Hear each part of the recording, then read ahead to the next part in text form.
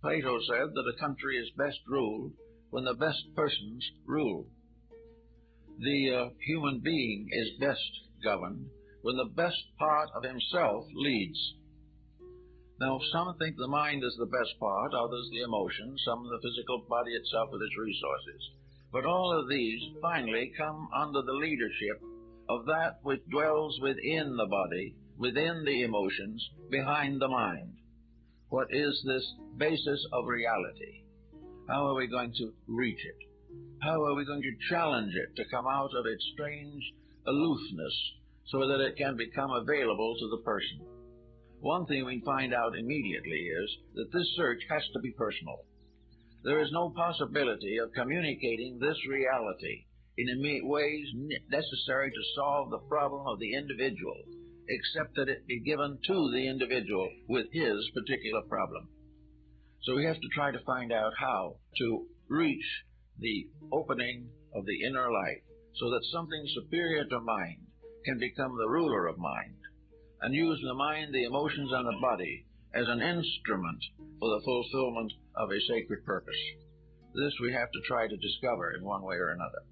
In ancient times, there were various doctrines that were developed very largely for the purpose of bringing the individual into contact with his own higher nature.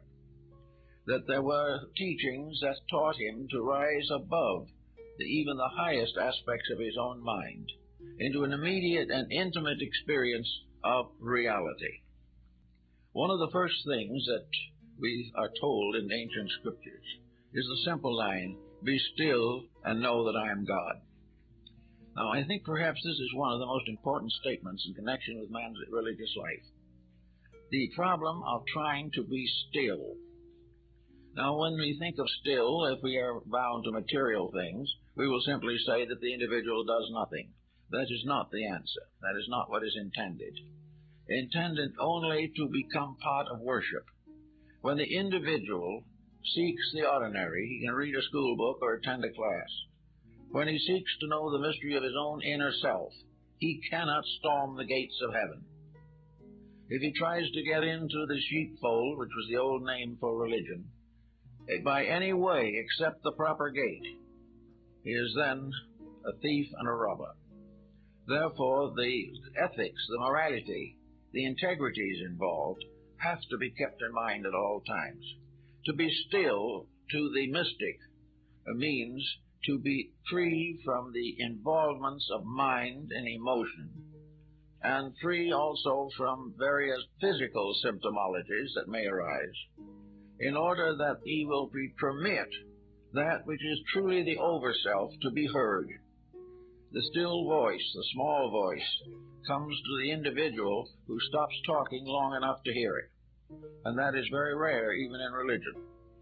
The problem always is that we are trying desperately to decide for ourselves on mental, emotional, and physical levels those problems and decisions which can come only from something superior to what we now use. We have to some way break into that mysterious realm that has been called intuition or the extrasensory band. To be still now, for us, in this particular world in which we now live, it seems to me, is to cease doing that which is not necessary, not right, and not good. The individual must choose sometime to clearly face the fact that he cannot be right if he continues to act wrong. That there is a relationship between conduct and consciousness. There is a relationship between our material personality and that mysterious locked over self which we are seeking to understand. Therefore, it is very necessary to be still in the sense of recovering from all of those intemperances of attitudes by means of which the normal growth of the consciousness is delayed or disposed of entirely. Therefore, if we want to really understand this, we have to begin the process of ironing out ourselves, to get rid of those things which interfere with the natural mistakes of life. I mentioned that one day to a man who came to see me, that if he stopped all these various attitudes that he had, that he'd be better off. And he seemed quite unhappy and a little indignant. Well, he said, if I stop thinking about all these mistakes, I'll have nothing at all to think about. Well, that probably is true. But it's possible to imagine that there might be some things to think about that are not mistakes, if we give any ground for such thinking. If we are willing to gradually iron out the impulses and intemperances with which we have burdened ourselves for thousands of years and brought with us in any sequence of rebirth that happens to us.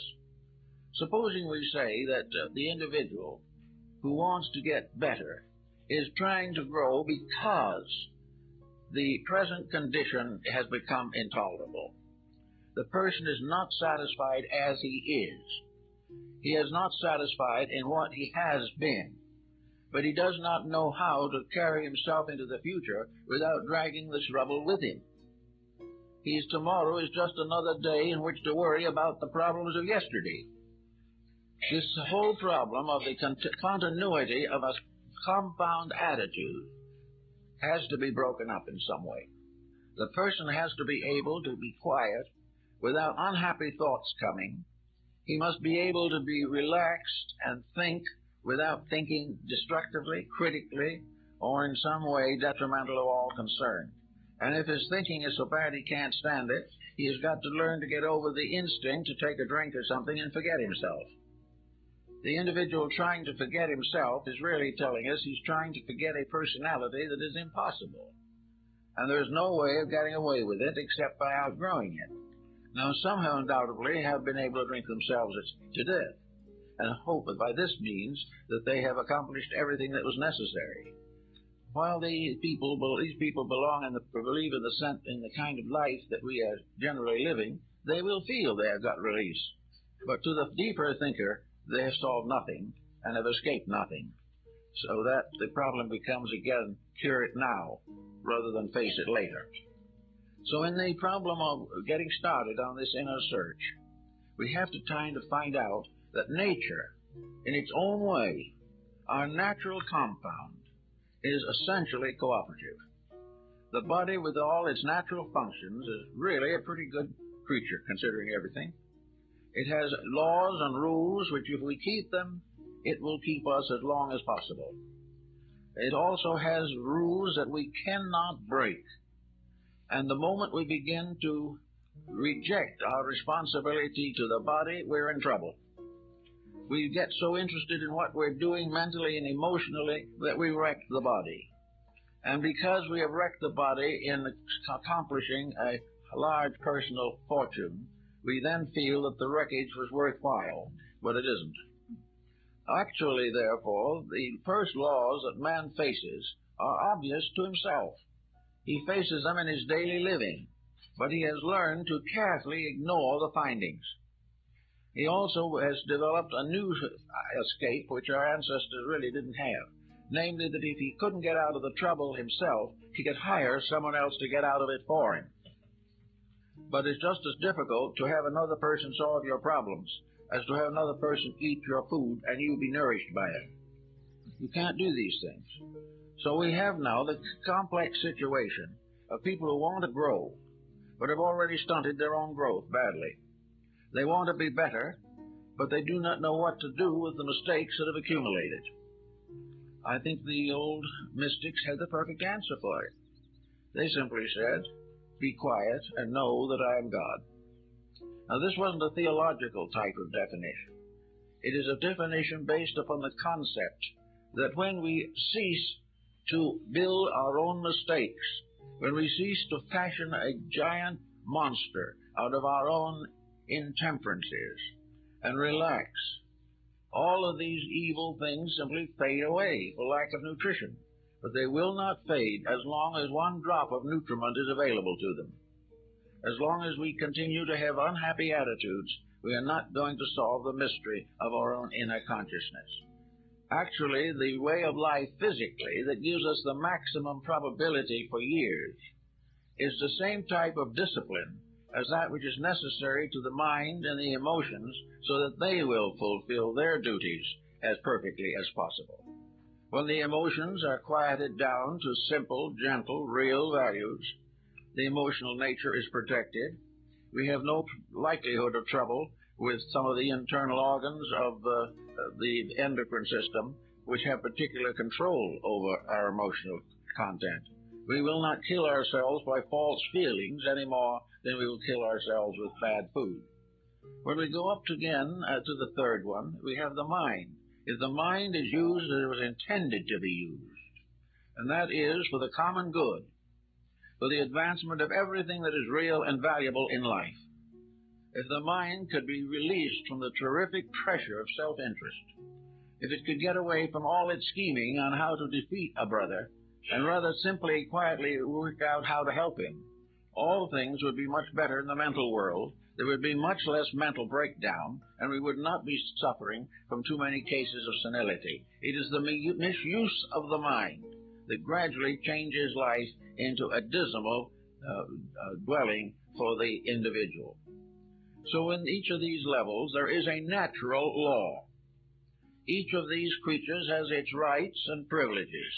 Each level of ourselves has its inalienable needs and corrections. They're all here if we want to use them. Now, a lot of people have been perfectly willing to support religions industriously. They have been willing to make pilgrimage. They have been willing to do all kinds of penances to remove some guilt mechanisms within themselves.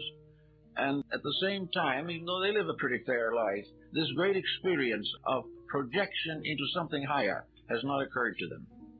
And largely, it's a result of not being able to quiet the separate levels of our consciousness on their own levels, and then quiet the relationships of them to each other. In other words, if the mind and emotions are locked in conflict, they're in trouble. Wherever there is conflict, there is a kind of destruction. There is a false motion.